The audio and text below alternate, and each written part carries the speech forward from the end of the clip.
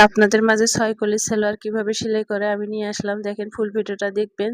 Petticoat যেভাবে join করে মাঝখানে বড় পার্ট রেখে ২ সাইডে ২ টা পার্ট জয়েন করে ওভাবে আমি জয়েন করে নিলাম। তারপর কলিটা লাগাবো, কলিটা লাগাইলাম। তারপর দেখেন হাইটা আমি লাগাইতাছি। কলি লাগানোর পর তো এভাবে ডাবল করে সেলাই দিবেন। আমি সিঙ্গেল একটা করে সেলাই দিছি।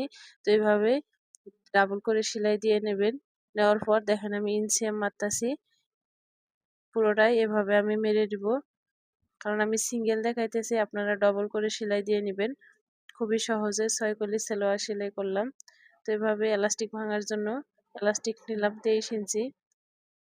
তো ২৩ এভাবে ২ পাশে ২ টা টাক দিয়ে নিব যাতে করে ছুটে না যায়। তো এলাস্টিকটা আমি যে কিভাবে জয়েন করি দেখেন অনেকে পারে না।